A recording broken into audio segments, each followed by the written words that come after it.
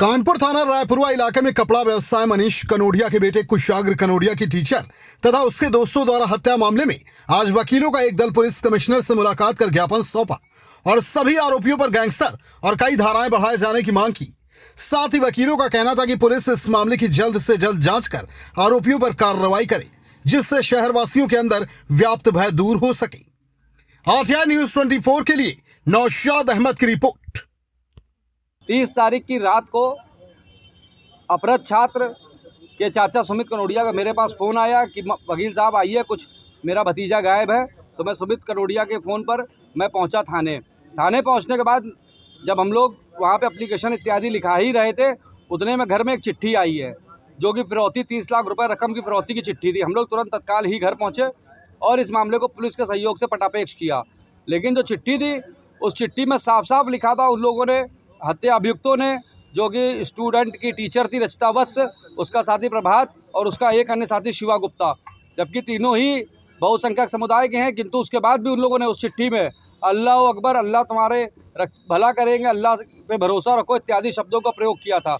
उनकी मंशा सिर्फ ये थी कि किसी प्रकार से यह मामला हिंदू मुस्लिम हो जाए, किसी प्रकार से यह मामला हम लोगों पर शक ना आए, मुस्लिम समुदाय के ऊपर शक चला जाए और इस प्रदेश में आग लग जाती, इस देश में आग लग जाती, इसका कोई मामले को बढ़ाना चाहते थे। उनका उद्देश्य हत्या फिरौती के लिए था, लेकिन उन्होंने जिस प्रकार का रास्ता चुना, उस प्रकार के रास्ते से इस देश में दोनों समुदायों के बीच में निश्चित रूप से अगर ये मामले का पटापेश न होता तो दोनों समुदाय के बीच वैमनस्य बढ़ जाता, हिंसा हो जाती, दंगा हो जाता, कितना मामला बढ़ जाता कुछ भी नहीं बताया जा सकता था। क्योंकि ये कनोडिया परिवार पूर्व में पटकापुर में रहता था और पटकापुर एक मिश्रित आबादी वाला क्षेत्र है। तो वहाँ पर जो हमारे मित्र सुमित थे, उनको प्रथम जब चिट्ठी मिली तो चिट्ठी मिलते ही शक ये भी गया कि ऐसा तो नहीं कि किसी मेरे मुस्लिम साथी ने ही मेरे साथ इस प्रकार की कोई घटना कर दी हो। इसलिए मैं चाहता हूँ कमिश्नर साहब से हम लोग ये मांग करने आए हैं कि ये मामला राष्ट्रीय सुरक्षा से भी जुड़ा हुआ है। इस प्रकार की विभत्स हत्या हुई है, हत्या के साथ उसने जिस प्रकार की चिट्ठी का प्रयोग किया, निश्चित ही रूप से यदि पुलिस तत्परता ना दिखा करके घटना का पश्चातापेक्ष न करती तो निश्चित ही हिंदू मुस्लिम की आग में शहर पुनः जल जाता। इन लोगों ने हिंदू मुस्लिम की आग में जलाने का कार्य करने का प्रयास किया है। इसलिए हम चाहते हैं, कमिश्नर साहब से मांग करने आए कि इसमें राष्ट्रीय जैसी धारा की कड़ी कार्रवाई करी जाए। कल सुमित इनके चाचा आए थे, बात बोल रहे थे कि जिस तरह से लड़के पर लांछन लगाया जा रहा है, पुलिस की कार्रवाई कहाँ था, सही मानते हैं? नहीं, पुलिस अपनी कार्रवाई लगातार कर रही है और जो सुमित के चाचा ने बात कही थी, उन्होंने ये बात कही थी कि मीडिया के द्वारा लांछन लगाया जा रहा है। इस पर भी मैंने सुमित के घर जाके एक वीडियो बनाया था।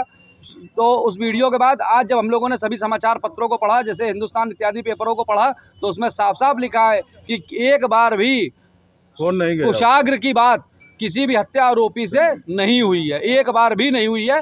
17 दिन में 51 बार वाली बात अपने आप ही स्वतः झूठी साबित होती है। और जिस प्रकार से कुछ मीडिया चैनल, मैंने उनको चेतावनी भी दी थी, कुछ मीडिया चैनल, मैं फिर कह रहा हूँ, कुछ मीडिया चैनल लगातार उस लड़के का मान मर्दन कर रहे थे। मैंने कहा था यदि वो वापस नहीं लेंगे, माफ़ी नहीं मांगेंगे तो उनके खिलाफ वैधानिक कार्रवाई करी जाएगी।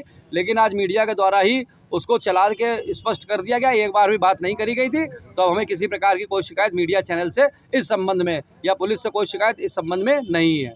देश प्रदेश की हर छोटी बड़ी खबर के लिए सब्सक्राइब करें हमारा चैनल RTI News 24 और बेल आइकन दबाना ना भूलें, जिससे हर खबर आप तक पहुंचा सके हम सबसे पहले।